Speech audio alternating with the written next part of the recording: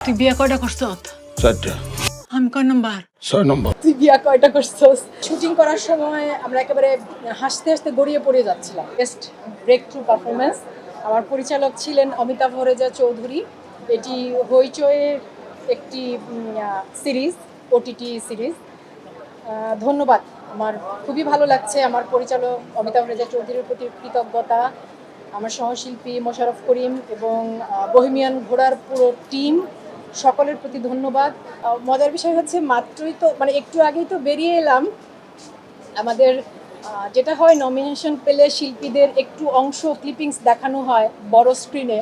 তো বড় স্ক্রিনেও ওই সংলাপের অংশটুকুই দেখানো হচ্ছিল যে তুই বিয়া কয়টা করছস।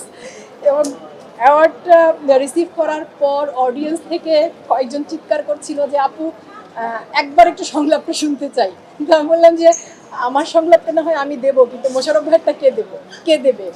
মতিন ভাই আমার পাশে ছিলেন, আমাদের অত্যন্ত গুণী এবং জনপ্রিয় চলচ্চিত্র নির্মাতা মতিন রহমান। মতিন ভাই বলছেন যে আমি দেব। এবং হ্যাঁ, খুবই খুবই ভালো লেগেছে।